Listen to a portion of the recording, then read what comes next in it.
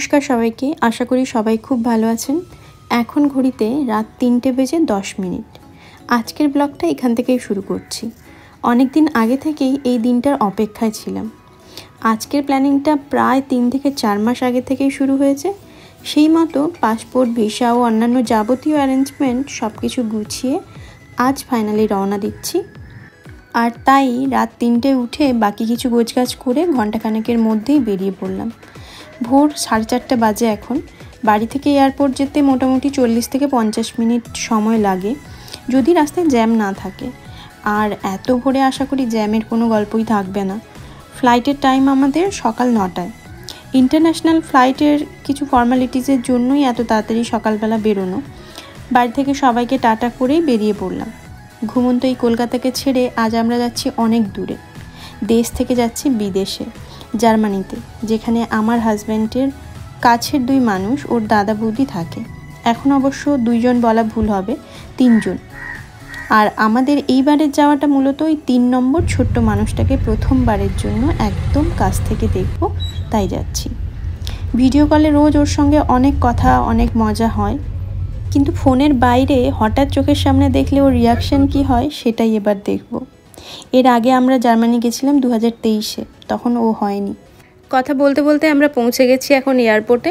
ইন্টারন্যাশনালের জন্য 4A 4B gate, ওই দিকেই আমরা এগোচ্ছি। এবার সমস্ত কিছু মিলিয়ে প্রায় 22 থেকে 24 ঘন্টার একটা টোটাল জার্নি। কলকাতা থেকে দুবাই, দুবাই থেকে ডুসেলডর্ফ, সেখান থেকে ট্রেনে প্রায় 2 ঘন্টা, আর তারপরেই পৌঁছে যাব জার্মানির আখেন শহরে।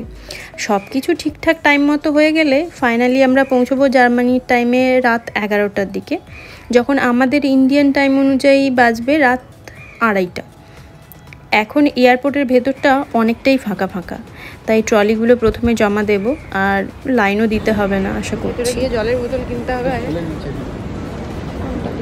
এখন ট্রলিগুলো জমা দেওয়া হয়ে গেছে আর সিকিউরিটি চেকিংও হয়ে গেছে। আমরা এখন এই ভেতরটাতে এসে বসেছি। ফ্লাইট ছিল 9টাতে, আর এখন সেটা ডিলে হয়ে গেছে 9:40-এ। তো অনেকটা সময় ওয়েট করতে হবে এখানে। বাইকটা দেখাই একবার।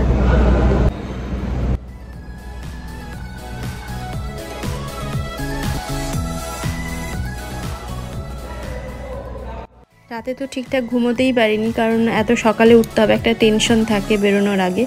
তাই ওকে বললাম এখন 2 কাপ চা নিয়ে আসতে, তো নিয়ে এসছে। আর আমার এখন মনে হচ্ছে যে ওকে কেন বললাম চা আনতে, না আনলেই ভালো হতো, কারণ এই লাল চা 2 কাপের দামই নিল 600 টাকা।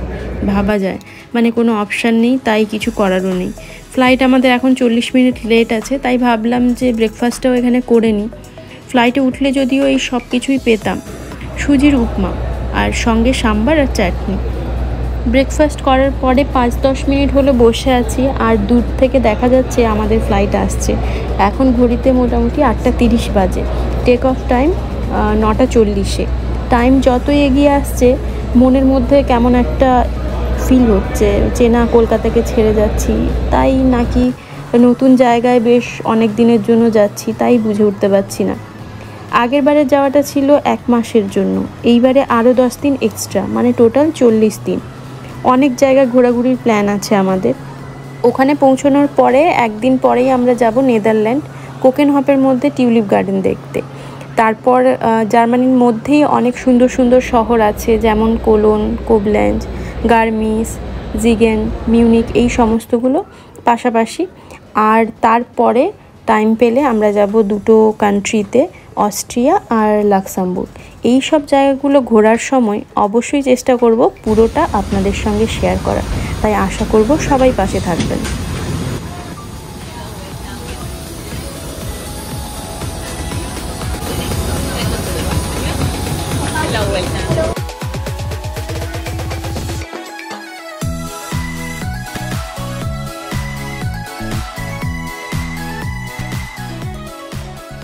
ঠিক টাইম মতো বোর্ডিংয়ের পরে চলে এলাম। আমাদের সিট দুটো একটু পেছনে, তাই একটু ওয়েট করতে হচ্ছে। সামনে থাকা সবাই বসার পর আমরাও আমাদের সিটে বসলাম। ইমিরেটসের সিটিং অ্যারেঞ্জমেন্ট সাধারণত এরকমই হয়, 2টো সাইডে 2+2 আর মিডিলে 3 সিট। টেক অফের টাইম প্রায় হয়ে গেছে। কত মানুষ আমরা একসঙ্গে ট্রাভেল করছি। আপাতত সবার ডেস্টিনেশন সেম দুবাই, আর এখানে সবার সামনেই একটা করে স্ক্রিন আছে যেখানে আজ ফ্লাইটের সমস্ত ইনফরমেশান, যেমন ওয়েদারের খবর, কোনো অ্যানাউন্সমেন্ট হলে, টেম্পারেচার, গ্রাউন্ড থেকে কত উঁচুতে আছি, কত স্পিডে যাচ্ছে, কোন রুটে যাচ্ছে, ইত্যাদি ইত্যাদি সমস্ত কিছু এখানে দেখা যায়। তাছাড়াও এখানে যেহেতু আমরা লং ডিস্টেন্স জার্নি করছি, তাই এন্টারটেনমেন্টের জন্য যথেষ্ট ব্যবস্থা আছে, মুভি, মিউজিক সবই আছে।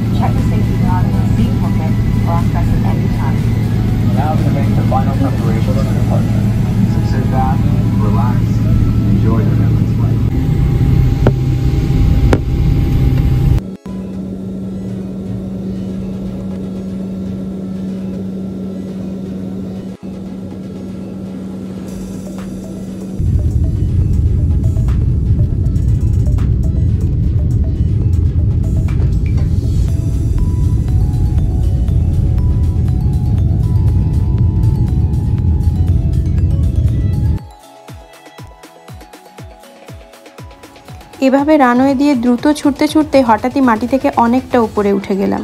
নিমেষের মধ্যে চেনা রাস্তাঘাট, ঘরবাড়িগুলো ছোট হতে হতে মেঘের মধ্যে হারিয়ে যাচ্ছে, আর কিছুক্ষণের মধ্যে তাদের আর দেখাই যাচ্ছে না।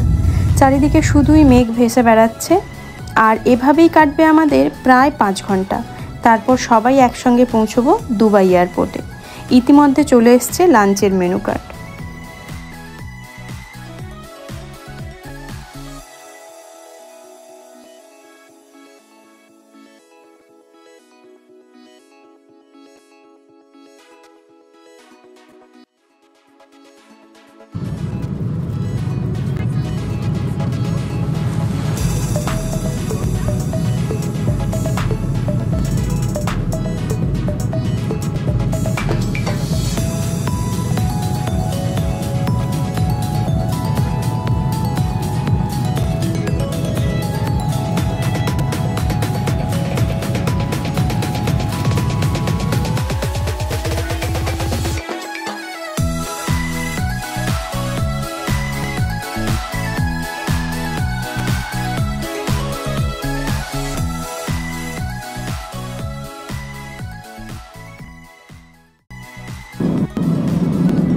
লাঞ্চের পরে কিছুটা সময় ঘুমিয়ে পড়েছিলাম। তারপরে উঠেই দেখি বেশ অনেকটা রাস্তা চলে এসেছি। দুবাই পৌঁছাতে আর 50 মিনিটস বাকি। কিছুক্ষণের মধ্যেই চলে এলো চা। আর এই সময় ঘুম ঘুম ভাবটা কাটানোর জন্য এটারই দরকার ছিল। তাই আর দেরি না করে দুধ চিনি মিশিয়ে বানিয়ে ফেললাম চা। চা পর্ব শেষ হওয়ার পরে দেখি এখনও দুবাই পৌঁছতে 35 মিনিটস বাকি আছে। এখন ফ্লাইট আস্তে আস্তে নিচের দিকে নামছে। 36,000 ফিট থেকে এখন 28,000 ফিটে নেমে এসছে, তাই বাইরের টেম্পারেচারও ধীরে ধীরে বাড়ছে।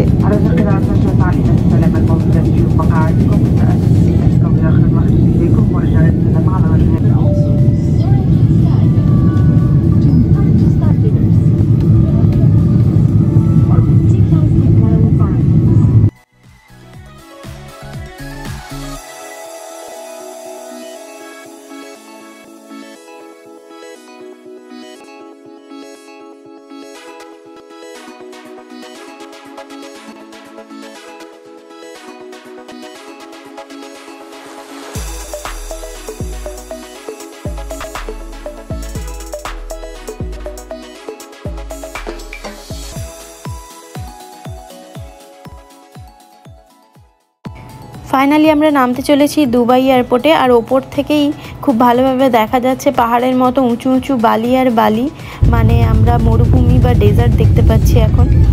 যতই নিচে নামছি চোখের সামনে শহরটাকে কি অপূর্ব দেখাচ্ছে। উঁচু উঁচু মডার্ন স্টাইলের সব ঘরবাড়ি, রাস্তাঘাটগুলো খুব সুন্দর।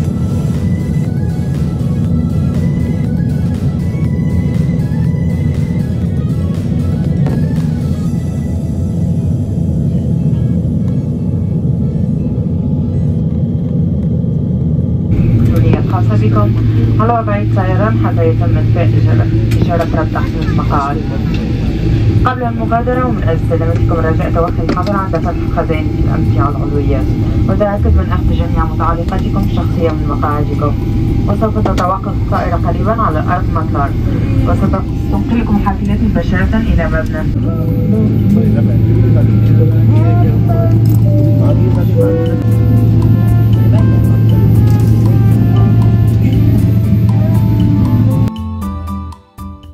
যেহেতু কলকাতা থেকে অনেকটাই ডিলে করে ছেড়েছিল, তাই এখন এখানে হাতে আর বিশেষ টাইম নেই। নেক্সট ফ্লাইটের বোর্ডিং শুরু হয়ে গেছে, আমরা সেই দিকেই এগোচ্ছি। আর তাই দুবাই এয়ারপোর্টটা বিশেষ কিছু দেখাতে পারলাম না, বাট খুব সুন্দর আর অনেক বড়। তিনটে টার্মিনাল আছে এখানে, প্রচুর মানুষজন যাতায়াত করছে। অবভিয়াসলি 2024 অনুযায়ী তো এটাই বিজিএস্ট এয়ারপোর্ট দুবাই।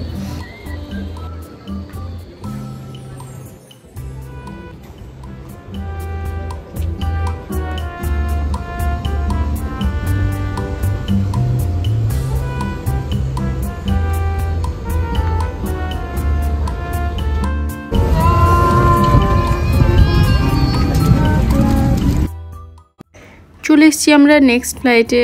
আর এখানে এতজন আমরা একসঙ্গে যাচ্ছি, লিটারালি আমাদের দুটো গেট দিয়ে ঢোকানো হলো, বিজনেস ক্লাস আলাদা, ইকোনমি ক্লাস আলাদা। তো আমরা এখন এসে সিটে বসে পড়েছি, আর ফ্লাইট ছাড়ার কিছুক্ষণের মধ্যেই চলে এসছে আমাদের মেনু কার্ড। আর এখন এখানে বাজে 2:45, দুবাই টাইম অনুযায়ী 2:45, মানে আমাদের ইন্ডিয়ান টাইম অনুযায়ী এখন বাজে 1:15, 1.5 ঘন্টা ডিফারেন্স হয় এখান থেকে।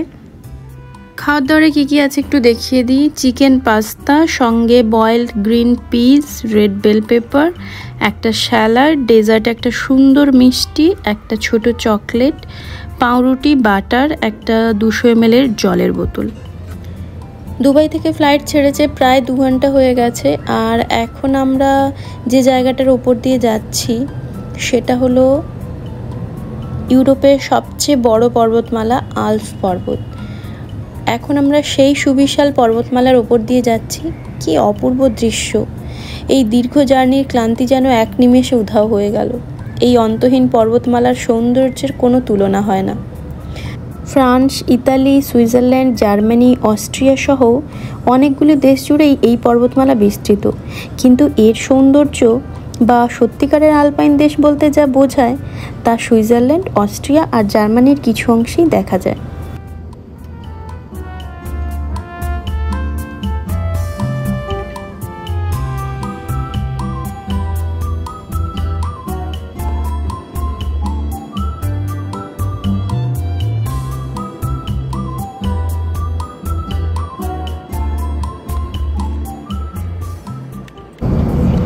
এত উপর থেকেও দৃশ্যটা এতটাই অপূর্ব যে দেখতে দেখতে অনেকটা সময়ই কেটে গেল, বুঝতেই পারলাম না।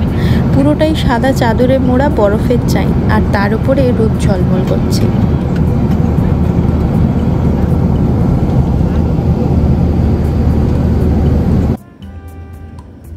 কিছুক্ষণ হলো আমরা দুজনে দুটো মুভি দেখা শুরু করেছিলাম, আর তার মাঝেই এলো আইসক্রিম।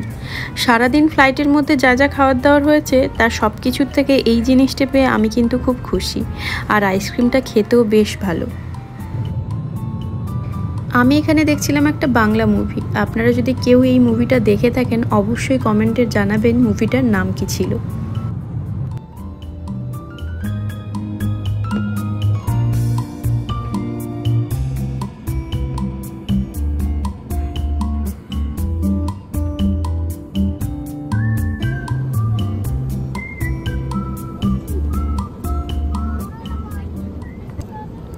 আমরা এখন প্রায় আমাদের গন্তব্যস্থলের কাছাকাছি, আর মাত্র 26 মিনিট বাকি ডুসেলডর্ফ থেকে।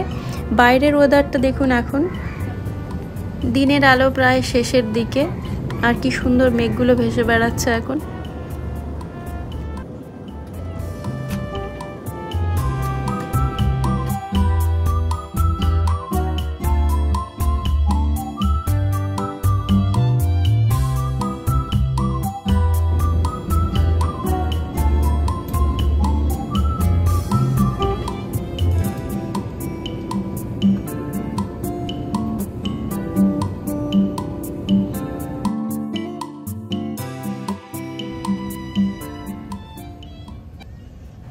আজকের মতো আমাদের এখানেই ফ্লাইট জার্নি শেষ হলো।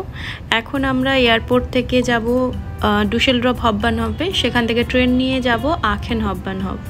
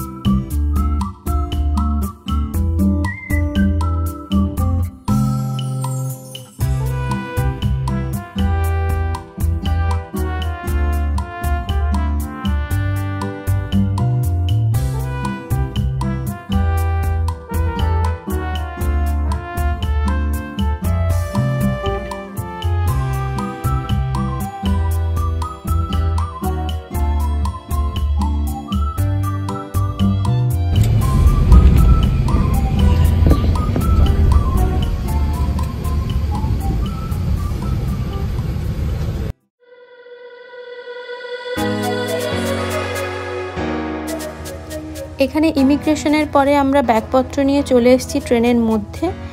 আর এখন জার্মানির টাইমে রাত 8:30 বাজে। দাদাভাই এয়ারপোর্টেই এসছে আমাদের রিসিভ করতে, আর অনেক দিন পর দেখা হয়েছে, তাই এখন থেকেই গল্পগুজব শুরু। এখন আমরা চলে এসেছি ডুসেলডর্ফ হাউপবানহফে, যেখান থেকে আমাদের আজকের জার্নির লাস্ট ট্রেন আমরা ধরব। আর এই চলে এসছে আমাদের সামনে জার্মানির আইসি ট্রেন। যদিও আমরা এটাতে যাব না, আমাদের ট্রেন RE9 আসতে একটু দেরি আছে, তাই এখন ওয়েট করব।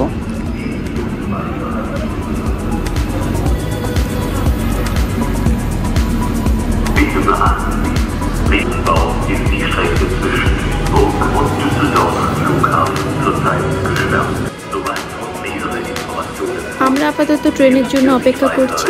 আর আজকের ভিডিওটা আমি এখানেই শেষ করছি। আশা করব নেক্সট ভিডিওগুলোতেও আপনারা আমার সঙ্গে থাকবেন। আজকের মতো টাটা।